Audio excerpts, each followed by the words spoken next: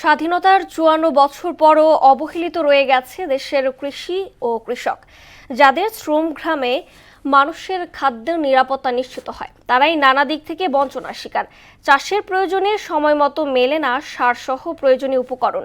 কৃষক বাঁচাতে মাঠ পর্যায়ে কৃষি উপকরণের দাম নির্ধারণ সহ মধ্যস্বত্বভোগীর দৌরাত্ম্য কমানোর বিকল্প নেই বলে মত দিয়েছেন অর্থনীতিবিদরা। কামাল হোসেনের ক্যামেরায় কৃষি সংকট নিয়ে উষা ফেরদৌসের ২ পর্ব ধারাবাহিকের দ্বিতীয় পর্ব আজ। দিগন্ত জোড়া সবুজ ফসলের মাঠ, কৃষকের শ্রমে ঘামে তরতর করে বেড়ে ওঠা সোনালী ফসল, এর সবই কৃষি প্রধান বাংলার প্রতিচ্ছবি। এ সৌন্দর্য যে কাউকে মুগ্ধ করলেও অজানা শঙ্কায় দিন কাটে কৃষকের।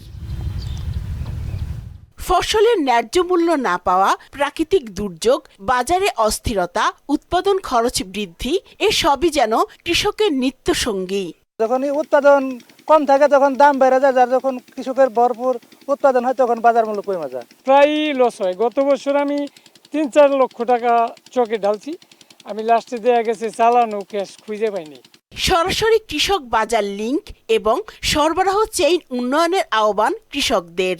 মাঠে থেকে গেলে আমাকে মনে করেন যে নেওয়ার একটা লিমিটেড ভাড়া, তারপরে যাবি তো কিছু খরচ, ওইগুলো কমে যাইতো আর কি। আমরা যদি ক্রেতাদের কাছে বিক্রি করতে পারতাম সরাসরি ভাবে, তাহলে আমাদের একটু লাভবান হইতাম। সার, বীজ, সেচের উচ্চ মূল্য আর প্রয়োজনের সময় না পাওয়ার হতাশা তাদের নিত্য সঙ্গী। আমরা সার ঠিক মতো পাই না এবং অনেক প্রচুর দাম, সারের অনেক দ্বিগুণ দাম বাড়াই দিছে সরকার, অনেক দাম বাড়াই দিছে। আমরা পাই না সময় মতো, আমরা কোনো ফসল ভালো মতো করতে পারছি না, কোনো ফসলের দাম পাইতেছি না। সেবার বীজটা ছিল ১০০ টাকা, এই বীজটা হয়েছে এখন ১৪০ টাকা, কথা বলছেন। আবার মাইটা সার আসলো সরকারি রেট ১০৫০ টাকা, আমার কাছ থেকে নিচে এই ১৩৫০ টাকা। কৃষকদের অর্থনৈতিকভাবে নিরাপদ করা কৃষি উন্নয়ন ও গ্রামীণ জীবিকা সুরক্ষার অন্যতম প্রধান শর্ত উল্লেখ করে এর দায় সরকার এড়াতে পারে না বলে জানালেন এই অর্থনীতিবিদ। কৃষকরা ন্যায্য মূল্য পাচ্ছে না, কৃষকরা তাদের উৎপাদিত পণ্য নষ্ট করে ফেলতে হচ্ছে। এই সমস্ত পিছনের কারণ হচ্ছে আমি মনে করি রাষ্ট্র। বিকজ রাষ্ট্রের যে মহাপরিকল্পনা, মাস্টার প্ল্যান, সেই অনুযায়ী প্রকৃতপক্ষে কোন জেলায় কি ধরনের ফসল উৎপাদন হয় এবং কতটুকু রাষ্ট্রের চাহিদা, সেই জায়গাগুলো যদি স্পষ্ট করে সেই ধরনের ইনফরমেশন কৃষকদের দেয়। সরবরাহ ব্যবস্থার উন্নতি হলে কৃষকের ন্যায্য দাম নিশ্চিতের পাশাপাশি মধ্যস্বত্বভোগী দৌরাত্ম্য কমবে বলেও মনে করেন তিনি।